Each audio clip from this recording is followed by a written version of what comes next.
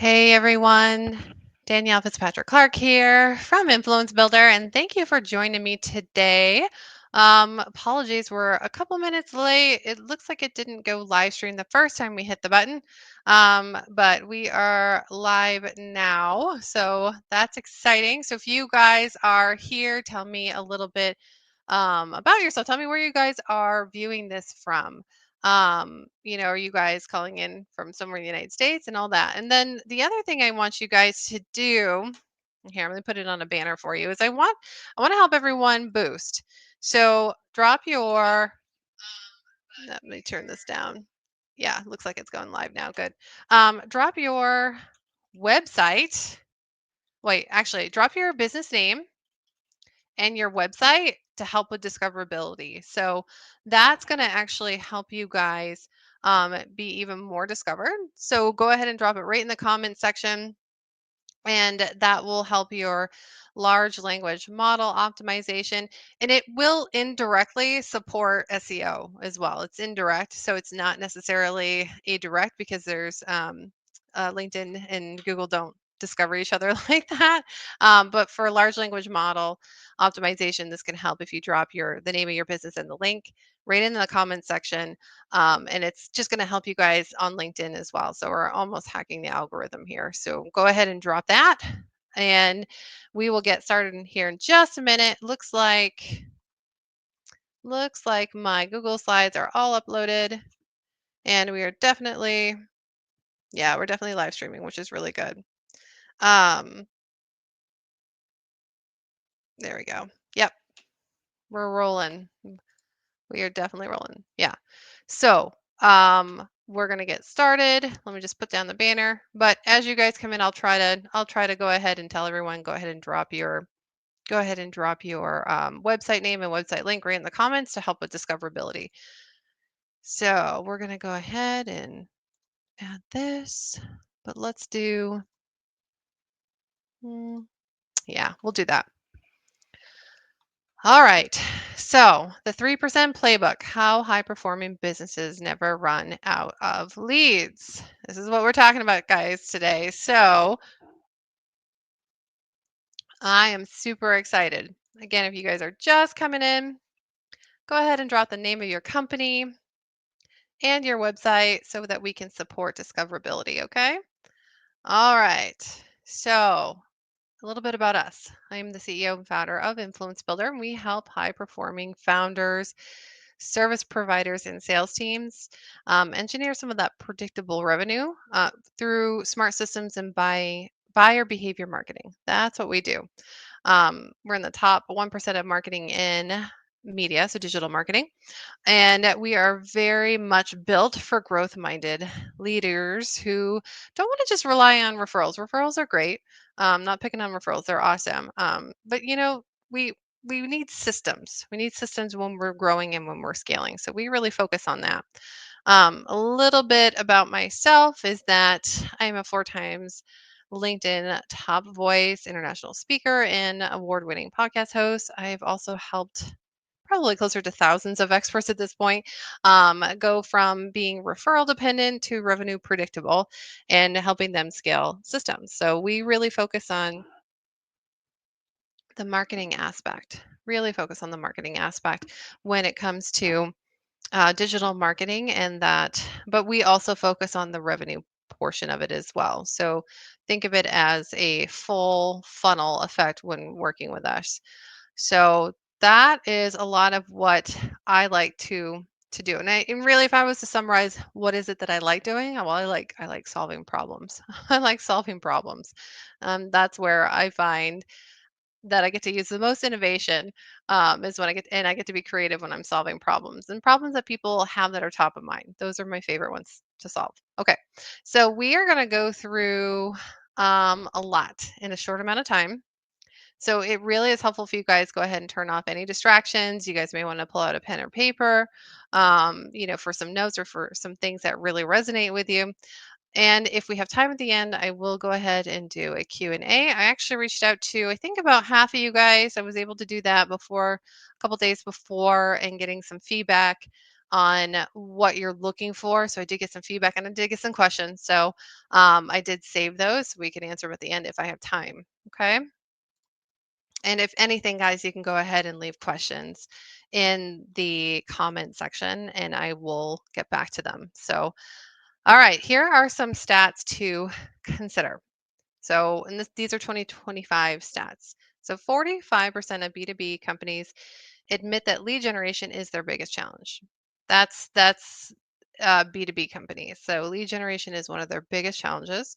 And even when they do generate leads, 52% of marketers say the lead quality is the struggle, right? That's the quality of the lead is their biggest struggle. And that's over half of the marketers, right? And then we can add, we can add even more, where 97% of prospects ignore cold calls as of 2025. And I suspect that's going to get even, I think that's going to get even worse. I think even more calls are going to be ignored. So you've got an overall problem that nearly every company has, which is the quality lead generation that actually turns into sales. So quality lead generation is a big problem for, I would say most, for I would say most. Um, okay.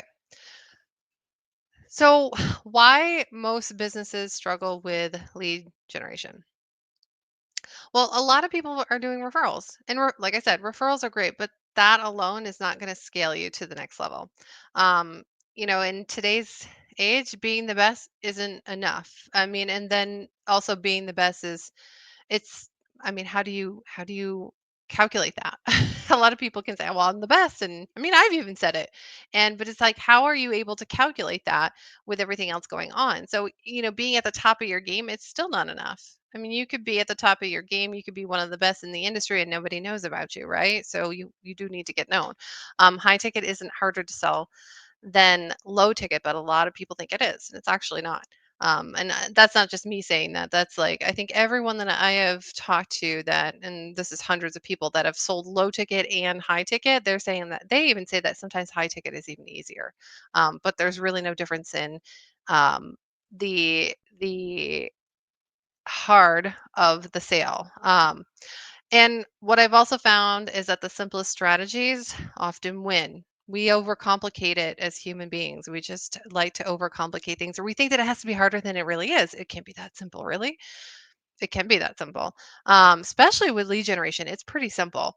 I didn't say easy. I just said simple. So I want to make sure I tell everybody. I'm like, I'm just saying it's simple.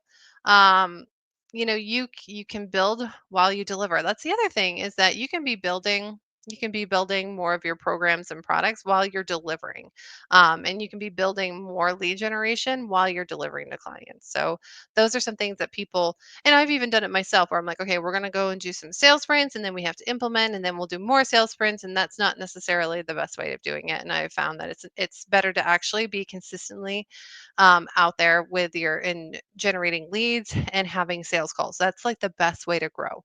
Um, and so the sales call isn't where the actual sales happens. It's not, especially when you do lead generation, right? The sales are actually happening before they get to the call. And you don't need more leads, you need the right ones on repeat. So a lot of people say, I must need more leads. Well, maybe you just need more of the right ones. And so um, more leads can actually be a detriment to your business if they are not the right leads. And you have a lot of what I call tire kickers or loosey-loos, where they're just trying to see what you're doing, and they're not even into a consideration phase. They just want to know when they are in consideration phase what you have. So there's a lot of those ones as well. I went the wrong way.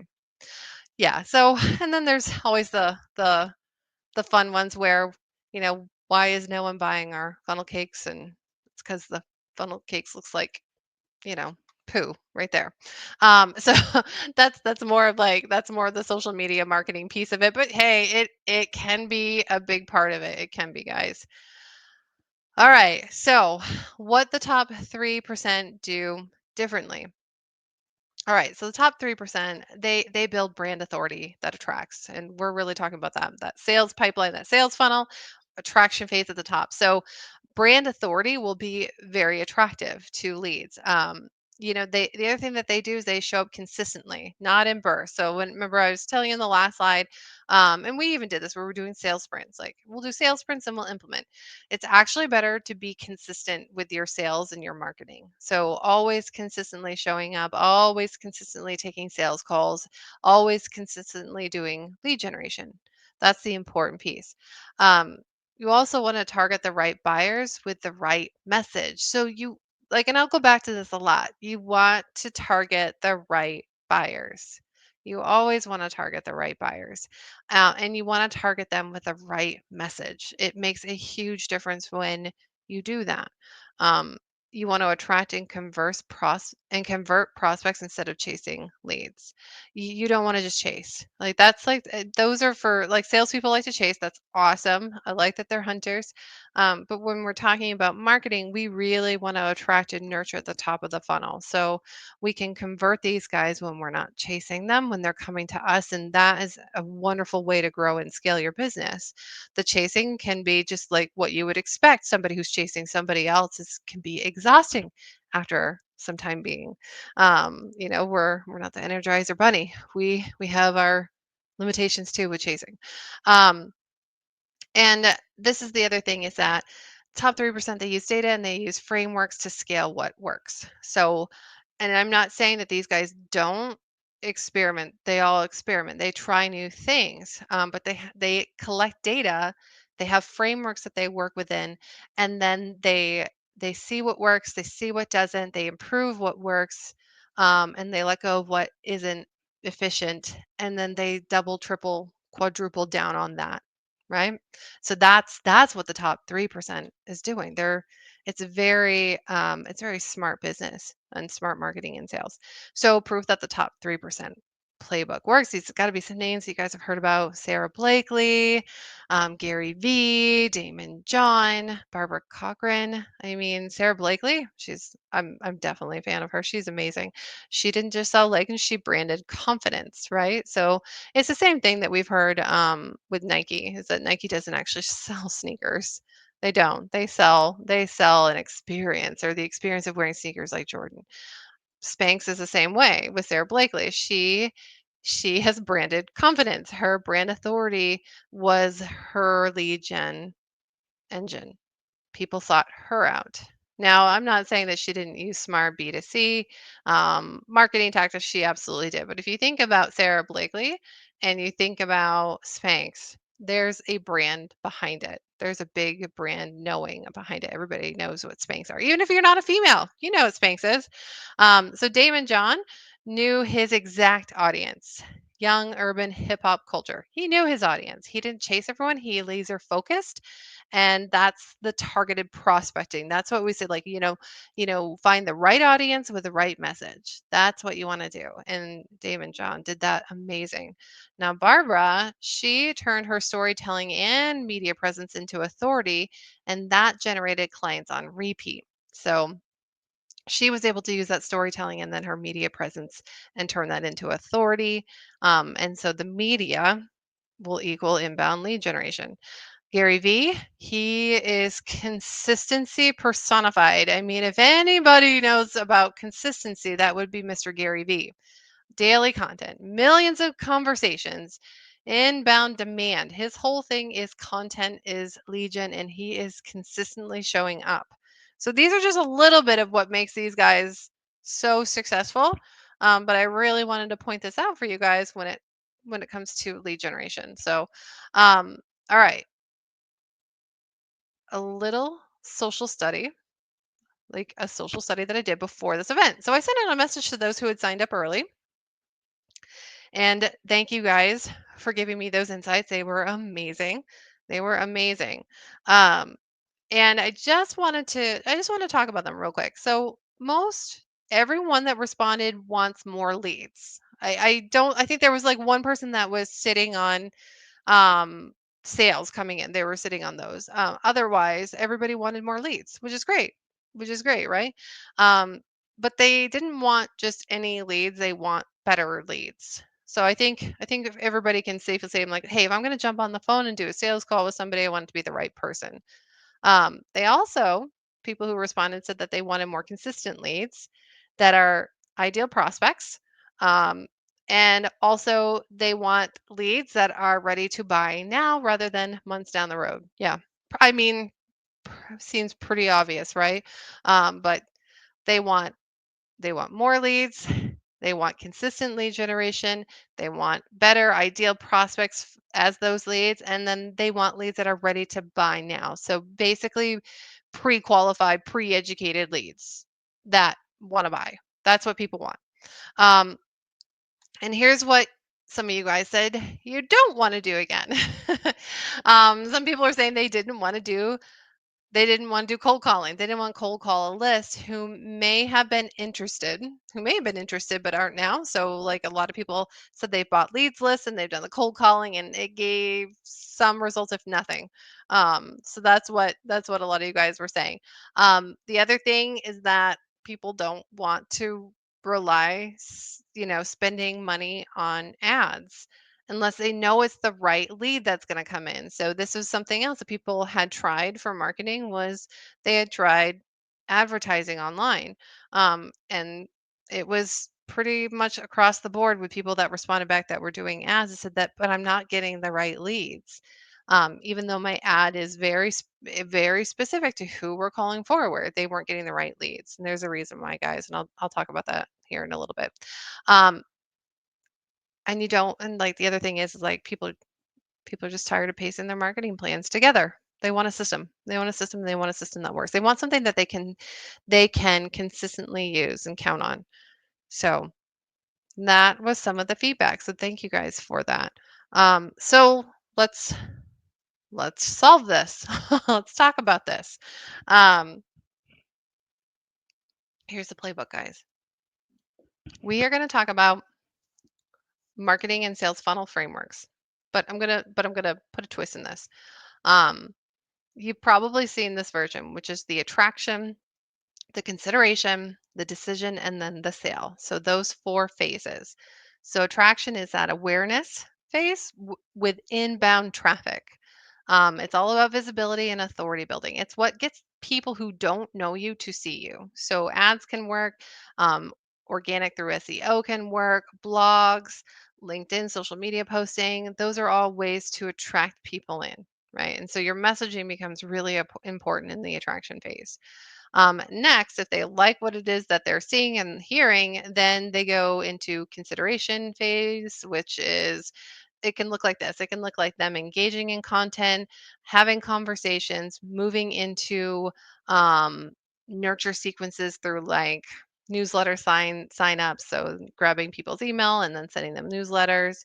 It could be from a freebie download, like a white paper, PDF, all that, and then they go into an email sequence where they are considering what it would be like to work with you or if you would be the right person to work with. So that's the consideration phase. Now the decision phase, this is where you've got proposals, you have demos, you have sales calls, and this is where a lot of that objection handling happens is within those demos, calls, and proposals. And then you have the sale, which is where you close. So you close, you send them a contract, money in the bank. That's it, pretty much it, right? That's the sales part of it. So I mean, yeah, if we're summarizing it, it's pretty surface level. This is like the basic look of it. And it works, but it is missing just a few things that we have found when we do these pieces and add these to our marketing sales funnel. We 5x our conversions. So here's our framework.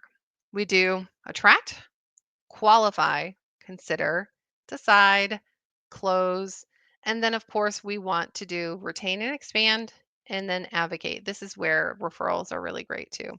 Like I said, referrals is not like a bad thing. You need referral business. It's just not going to be the only thing that you do for sales and marketing when you're looking to grow and get to the next level. So your attraction phase is all about visibility and brand authority, right? Just like it was on the other page. Now, this is the part that's really interesting is that when you are attracting people in, this is where you actually want to qualify them. So you want to filter in the right buyers and out the wrong buyers. Now, you'll see this a lot with people who have messaging that is very disruptive, right? So, what I would call disruptive is that it's basically going to attract in ideal clients and repel out not ideal clients. Like that kind of, and you know that post when you see it. In fact, I'd say all the big names are doing that all the time. They're really calling in the right leads, and then whatever they're saying in their posts, it's also repelling people who are just not for them. That's what it's doing. You know, you've done a good qualifying phase when you get, I don't know, 50-50. So 50% of the people love it, 50% of the people hate it. You've done a good job qualifying. Not having any haters, you didn't qualify. You didn't qualify. It's actually not a bad thing to have some haters. Um, so the next piece is like the consider phase. So nurture, you're going to be nurturing, and then you're going to be building trust in that consideration phase. So that can be through people downloading a document and then going through an email funnel and you're nurturing them. It can be through doing things like what I'm doing, which is a live stream and educating, and then continuing on nurturing with people who are raising their hands, right? And then, of course, we have the decide phase, which is all about the sales conversions, offers, and utilizing sales scripts. Yep, that works really well. And the close is the sale. So really, I've added in an extra phase within this, which is the qualifying phase. So the qualifying phase is really important. The other thing that I don't think we talk about a lot, and this is sometimes intermixed within these phases too, but the retain and expand that usually happens after the close. If we're looking at like a higher ticket, sometimes the expand part happens within an actual sales funnel. Somebody goes ahead and purchases something, and then they can go ahead and upgrade right within that sales funnel process, right? So that does happen. The expand phase does happen within the funnel as well. Usually for high ticket though, it's something that happens after they have gotten the high ticket. Um, and then of course retaining. So you always want to retain your clients. That I mean, just as much as you're spending on marketing, you should be, or spending as much time and money on marketing, you should also be spending as much time and energy and money on retaining and improving, right? And then advocating. So this is where this can be intermixed within the attract and qualify and consider. So you can have like a nurture sequence that has referral information or case studies, or like one a lot of my clients will have like one email that goes out that's all about a win that could be specific to their business. So I love it when I see those because then I can see, all right, how does this relate to me? And, without being able to ask all those questions on a demo, I'm now getting into a nurture email sequence where they're telling me and I don't have to go back and ask, which is amazing. So that is a big part of it as well. So it's a little more. It's a little more. But there are common bottlenecks with our funnels as well. There's always some bottlenecks, right? So, and this is where I really like to play because I like to solve problems. I like to solve problems. So, sometimes the attraction phase can take too long and there is too much competition, right? So you guys know if you've been on Facebook at all recently, there are a ton of advertisements always popping up. And it tends to be advertisements on the things that you're interested in, which happens usually to be, if you run a business, whatever you're running a business in. So you can pretty much see your competitors, right? You can see your competitors. So that happens a lot. It takes too long. And then the other thing is that unqualified leads can clog up the pipelines and waste time during the lower sales phases. So you can do the qualification and the filtering, and people still get through that aren't quite ready. And that can be a huge time suck when it comes into the demos, the sales calls, and all of that, especially if you don't have any automation running for follow up and staying top of mind. So that can really clog up the pipelines. If you don't do any qualifying, then you are basically bringing people in who are not the ideal clients or prospects, and they get into sales conversations with either you if you do your sales calls or your sales team, which can be one really frustrating for sales teams and I've heard it. I've heard it all. They're really frustrated. The leads aren't any good. And it's like, okay, we're probably missing a qualifier phase within the sales marketing funnel. But that's really frustrating because they're getting on with leads who aren't ready to buy, don't want to buy, just want to see what they have, don't even want to see what they have. Just like, I don't know what I signed up for. It happens. It happens. So that can be really frustrating. And that time and energy that is going into unqualified leads is not going into other things like getting in more qualified leads, putting out more content for the attraction phase, closing more deals, retaining customers, doing customer service and customer satisfaction. So it can really clog up a lot of different things. And so the other piece that is a big bottleneck is the consideration drags on and sales get stuck babysitting and sales agents get stuck babysitting leads trying to close what should close easier. So, and this all plays off of each other. So if you've got not quite qualified leads or they're not quite the right leads, they may not be ready to buy, or they may not be buying for months down the road. And so your sales team's kind of stuck, you know, trying to move these leads forward, try to move them into the closing portion. And that can be really frustrating as well. That can be really frustrating. Nobody wants to babysit leads. So, this is how you get through the bottlenecks. You need to use intent marketing because it really does it's the accelerant for your funnel. So, what it does, intent marketing, it goes from the attract to qualifying stage using data filters fast. So, intent data filters. So, I love intent marketing because we can filter before we even look to attract. We can do that, right? It also moves people really fast through the rest of the phases, like the consider and the decide, because buyers are moving quick when they are already intentionally looking for what it is you're offering. And I'll define intent marketing more, but really like consideration and decide phase is much smoother, much quicker because the intention of that prospect is to buy is already there. And then the close, it's a shorter path to a yes because they're already looking to buy. They're already looking to buy. So you may be asking, well, what is intent marketing? Intent marketing is the practice of using data signals. That's really is data signals that help us to understand our buyers better. And, our buyers in terms of the ones that are actively looking for a solution, like a solution that you provide if you're doing intent marketing for yourself, and tailoring that outreach to meet them right at where they're at, to meet them right where they're at the right time with the right message. That's really what it's about. Which, some of you guys may be saying like, yeah, that sounds like you have to be a mind reader. No, you don't. You don't. And I'll tell you guys a little bit more. So the signals are what buyers are searching, what they're clicking, what they're downloading, what they're engaging with online. Those are some signals, right? Timing is catching them while they're already in market. So timing is really critical here. You don't want to necessarily find the signals of somebody who was in that buyer mindset 3, 4 weeks after the fact. You want to find it within 24 hours, right? So your timing is perfect. And I know when I've nailed the timing on this because like I was just looking into this. I was just looking into this. And the other thing is that relevance is really important too. Like relevant when talking about their pain points and not just having a generic pitch, right?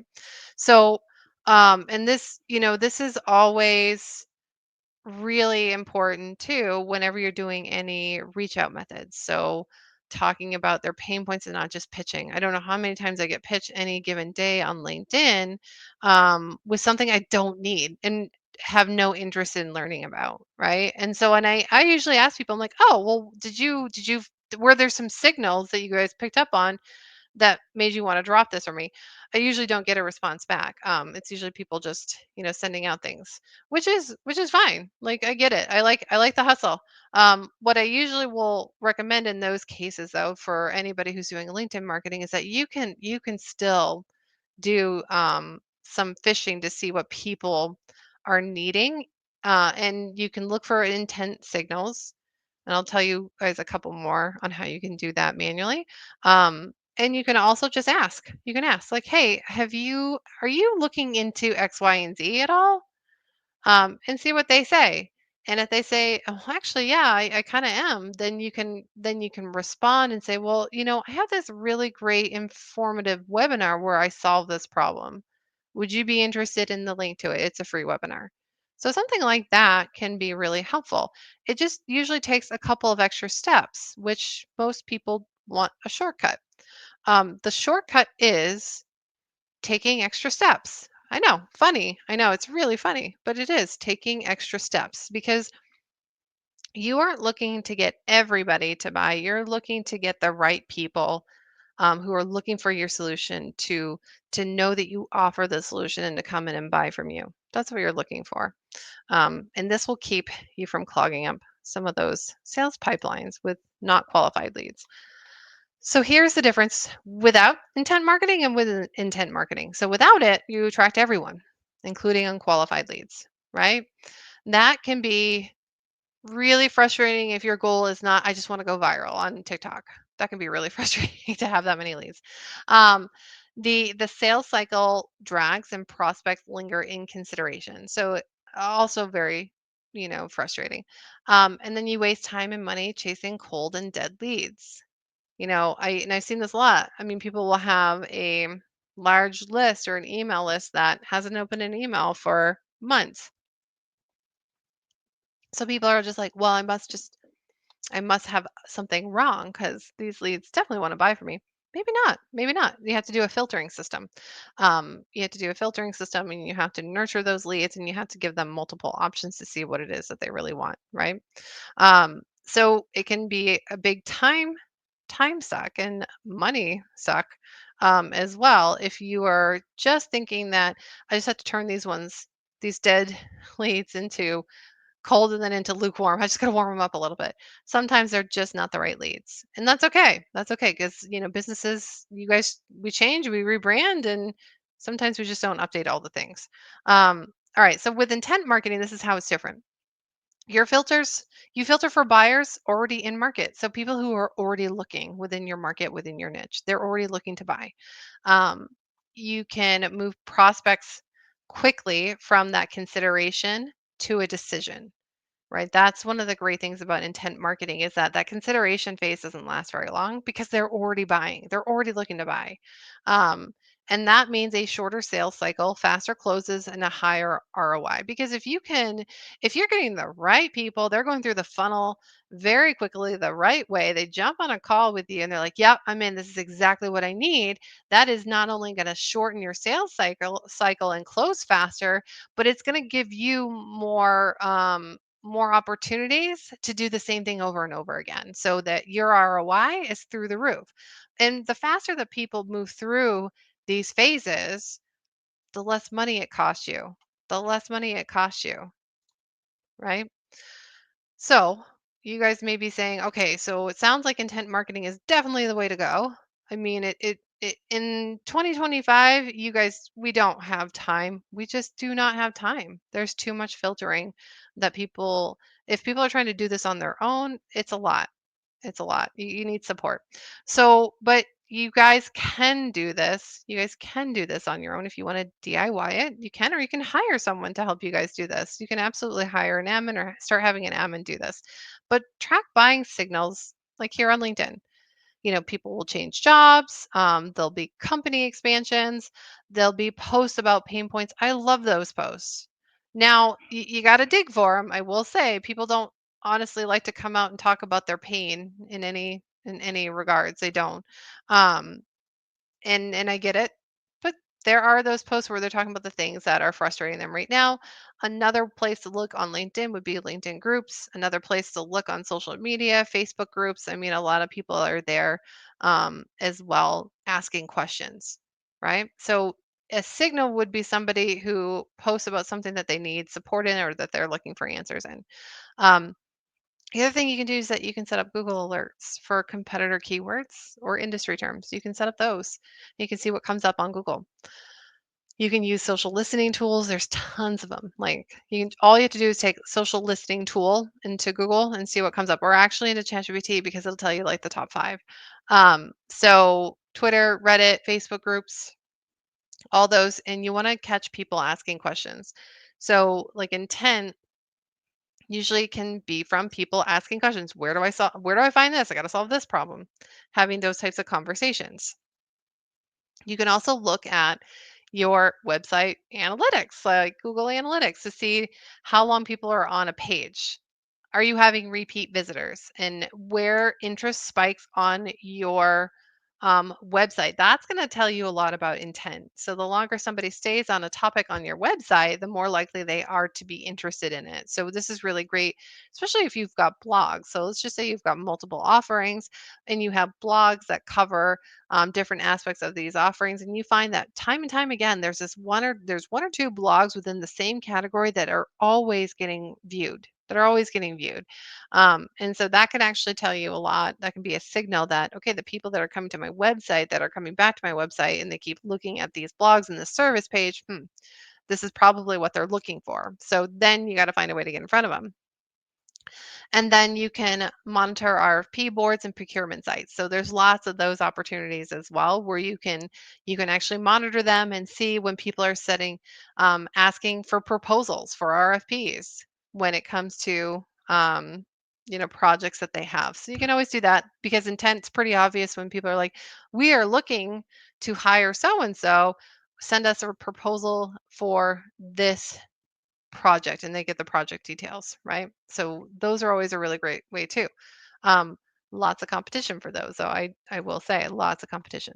So if you're just like, oh, that sounds like a lot, and this is what a lot of people are doing right now too. They're doing that as well, knowing that, hey, I don't want to waste my time on leads that are not hot. They're doing all those things. They're doing it manually, or you guys can do them manually, or you can go faster. There are faster ways. You can actually automate intent data and pull it across multiple different channels. Like you can do that now. Um, Pre-qualified leads. You can pre-qualify leads to match your exact ICP, your exact ideal client profile. And then you can create prioritized lists of hottest buyers, rise to the top very quickly with that intent, very quickly, and a smooth pipeline acceleration equals faster closes. So, like, really, it's all about the intent. It's all about the intent, and you can pull that data. You can pull names and all that. Well, you need software to do that. You need software to do that, and this is what we do a little bit different. So we're going to dig into the system, how we're doing things different to get our clients bigger results. So, how most people do intent marketing and why it's failing. I mean, a lot of people are doing some intent marketing where they're relying on form databases, right? So there are places out there that say they're doing intent marketing. Here's the thing, though, is that these form databases are often outdated and they're inaccurate or they're incomplete. So, I mean, the lead could have come in 3, 4, 5 months ago and they're not giving exact information like their email or their LinkedIn profile or their phone number. It's inaccurate or it's incomplete. You're only getting one or two things. So there are those intent marketing platforms that are doing that. It's actually a lot of these guys are not going all the layers deep that you need to for true intent. So it's not tracking multiple platform buying behavior. So I don't know about you guys, but when I'm searching for something that I want to buy, I do some digging. I don't just go to the first website. I'll go to multiple websites. I'll compare prices. I'll compare strategies. I'm look if there's something specific that I'm looking for, I'm going to want to find that. So an intent buyer will do that. They will look at multiple platforms. They'll look in multiple places in order to find what it is that they want to buy. So you want systems that track multiple platforms. And then there's also the surface level indicators like keyword clicks. There's more that goes into it than just that. Most companies are just guessing at this point. Like really, they're guessing and they're hoping. So again, I like I like solving problems. I like solving problems. I like solving really hard to solve problems that are top of mind. Like it's painful. It's painful. So this is how we have fixed the intent problem. We've re-engineered the intent signal stack. So we stack it different. Yes, we can pull from online. Just like everybody else, we can pull from online. Here's the thing though, is that we do an offline skip tracing so that we can make sure that the address, the phone number, the email, and the LinkedIn is all up to date. Yeah, we can do that. The other thing is that we match business information to personal behavior across platforms, so that we know that we're not just getting business information. Sometimes the personal information is even better, especially if you're running ads. Especially if you're running ads, you can use that personal information and that behavior to retarget. To retarget. So we do this by tracking 80 billion URLs for live buyer activity. 80 billion all in the United States. So I do like to tell everybody, and like this is where we play. We play in the United States, and then we are able to pinpoint actual buyers, not just researchers or browsers.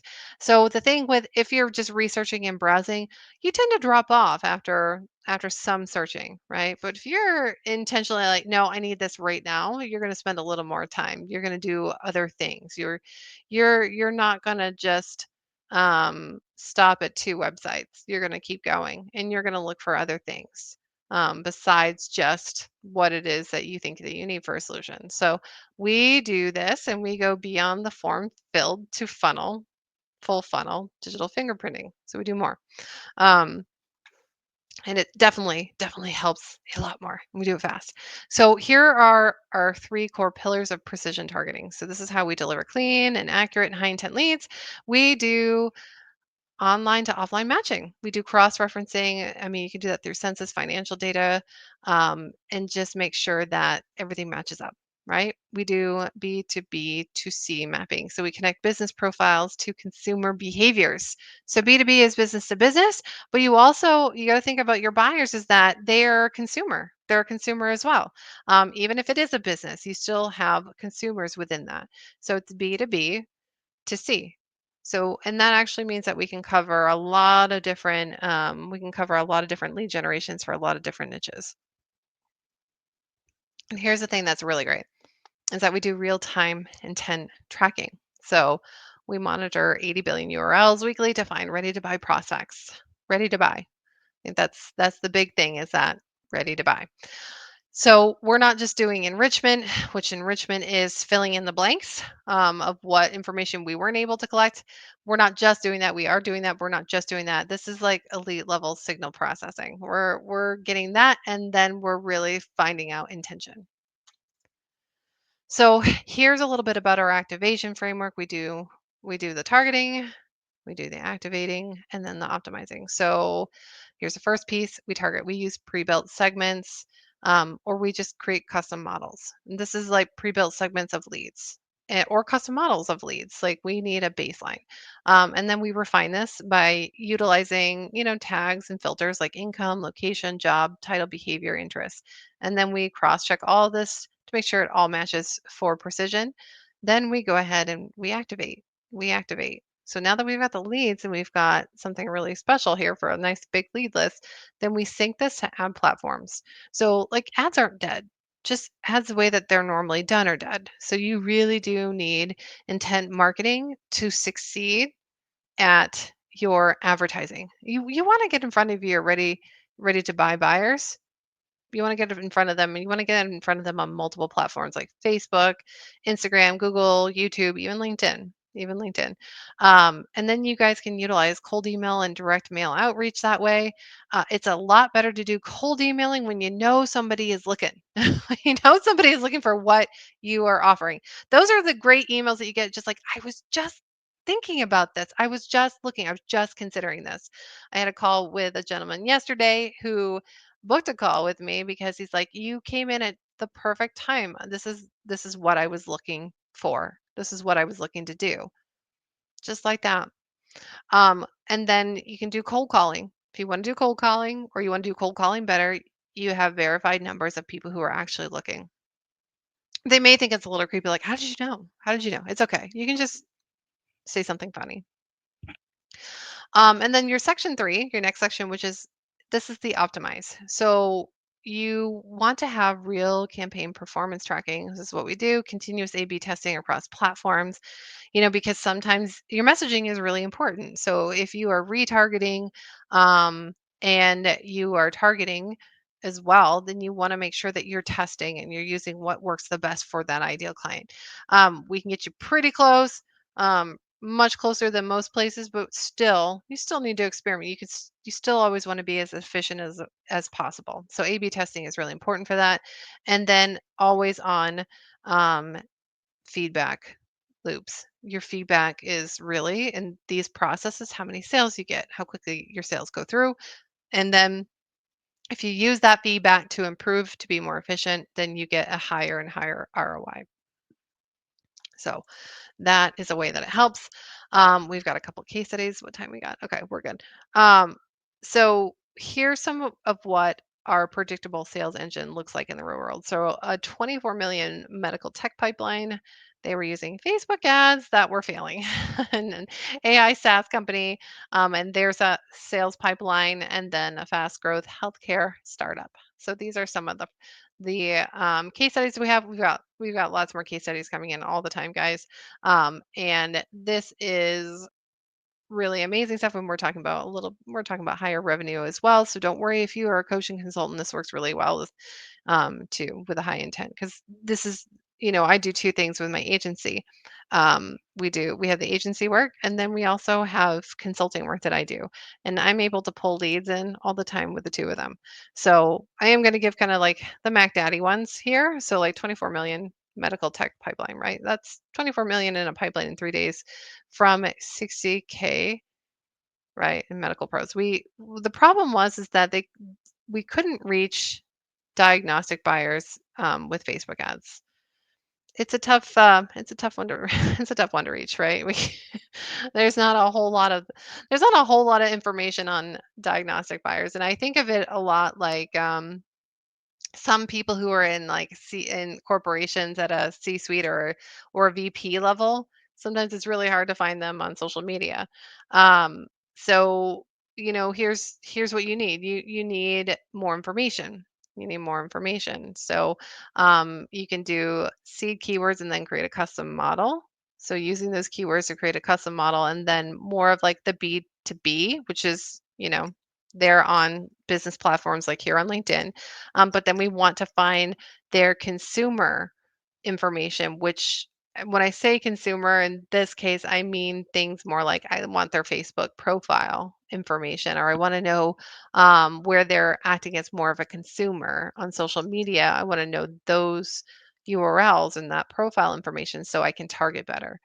So that B2B to C filters really can extract more information, and for those professionals where it's a little bit easier to find their professional information. And then we can sync that to outbound.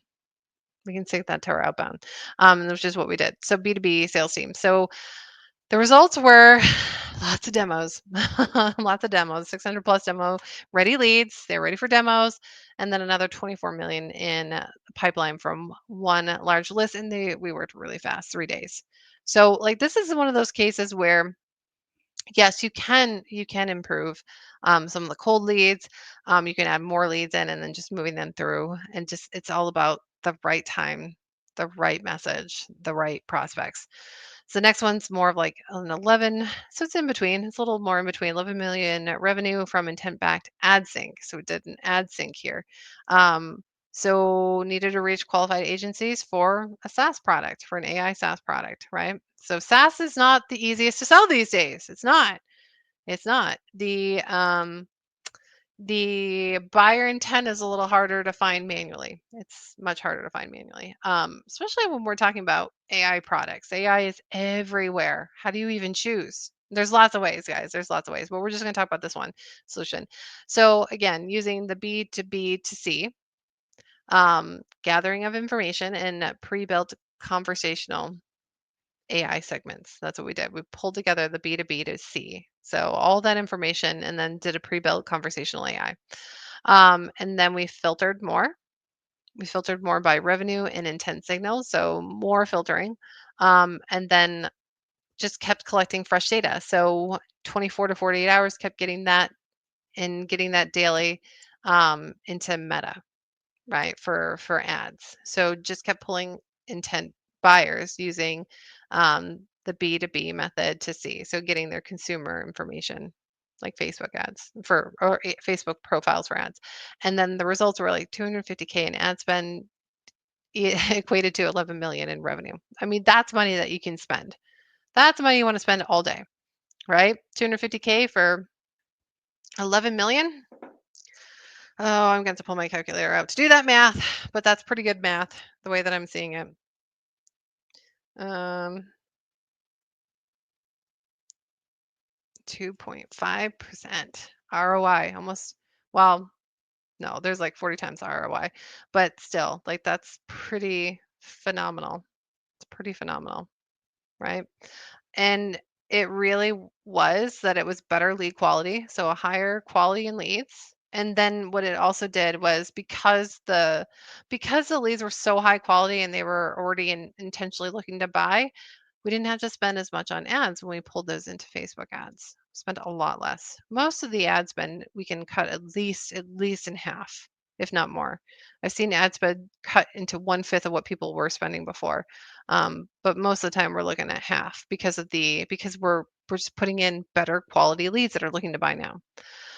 So, healthcare startup problem was that the client relied solely on Meta ads, another one with advertising, right? And then they were paying $85 or more per customer with no own data or visibility into site. So here's like the other problem too, guys, with ads is that you don't own the data. You don't own all the data. Like once they come into your sales pipeline, into your demo, they drop their email. Okay, then you own that information. But if you're just putting it on ads and all those people that could have come in, that could have filled out a lead form, you don't know. You don't have that information, or at least not the information the way that you need it so that you can go and do other marketing tactics and getting in front of them. Um, so this was a problem. $85 per customer. I mean, for some people, they're like, I'd love to have that. Others, it's like, it's kind of a lot. So the solution was to ID 600 anonymous users and uncover a surprise buying segment, which this is really funny. Um, they thought it was men because of because of the product they were offering. I'm not going to go into details. I mean, you guys can. I'll leave it for you guys to, yeah, I'll let your imagination run wild here. But really, really, they were surprised to find that women were the surprise buyers, and so they launched a new sales channel with own data funnels. Like, so they own the data, of course, because we pulled it for them, and they were able to, we were able to actually pull this into a new sales channel and a new ad set, and do much much better. But yeah, that was an interesting one. And so the result was a massive decrease in their ad spend, massive decrease. And then they gained full ownership of that traffic pipeline because we pulled the leads and they had all that information. And then they were able to increase that ROI by at least 10. I think it was more than that. Um, so that's what it looks like. All right. So if you guys are ready to scale, then we are actually doing a couple things different. We're doing a couple things different. So what we're finding is that a lot of people, um, yes, they definitely want intent marketing put into their systems. Um, what they're not sure about is who is going to be the most intentional buyer. So we are going to help with that. We're going to help with that. It's a little more legwork. The other thing is we're finding that people don't know if they're pricing their products and services. So we do a lot of work on pricing strategy and also just strategy on the pricing and how it matches up with their current ICP. So we find out a lot with some audits. So we're offering some audits as well as intent marketing and setting up systems like this. So, but we're only going to be able to take 3 clients in this phase of it because we have a lot of extra work to do with that initial audit. And we don't offer this to every one of our clients. So this is going to be really specific for people who are just like, I feel like my ICP is pretty good, but I'm thinking that there's a better way. Or you have products and services that you know you should be charging more, but for whatever reason, your current ICP is not paying more, or you're not able to close more. So this is where the audit comes into play, where it's like, okay, so let's look at the ICP, your ideal client profile. Let's see who it is, and then let's look at the products that you're offering, and let's see if there's a better way to market this, a better pricing structure, and then of course, like an ICP that has no problem buying at the higher price point. So this is all too for improvement too. Um, Here's the other thing is that with our intent-based marketing software, we are only selling to US based right now. So if you're looking outside of the US, we can't help you with this software. Not yet, at least. You guys have to also be good at closing because part of what we do is that we work to put them into your sales process. They're already ready to go, and then you gotta be good at closing. Even if you're doing, I mean, what would I think? I mean, if you're closing about 25 to 33% now, I would say you're probably right within the range of where most people are. So I'm not saying that you have to be 100% a closer, like 100% every time I get on the call, it's done. I got it. You don't have to be that. You got to be around the 25-33% close rate though. Um, you got to be able to handle 5 new sales calls per week. So if you're like, I don't even have time for 2, probably not going to be your thing. And then you guys are selling high ticket offers. So right now we're looking for people that are selling high ticket.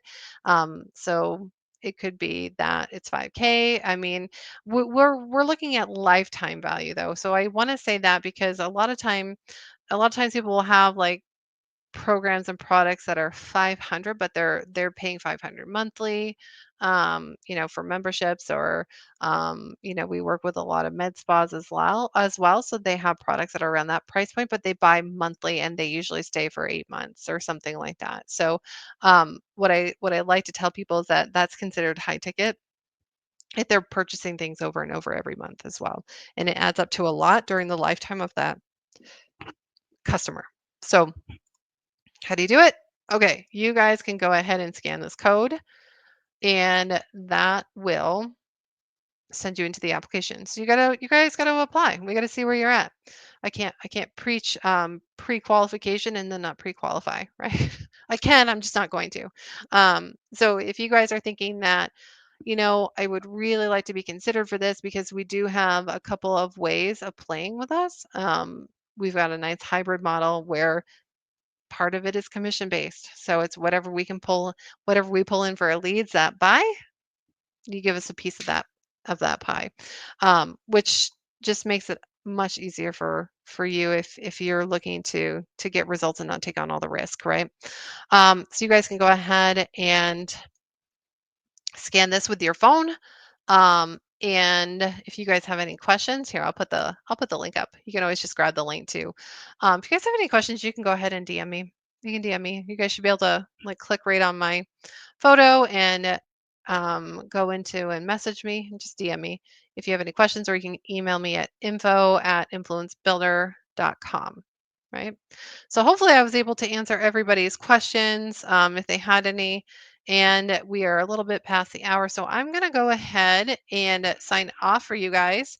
There is a replay available if you weren't able to stay for the whole thing. Or if you came in later, you can go ahead and you should be able to rewind this, and we'll send out emails with a replay as well. Okay.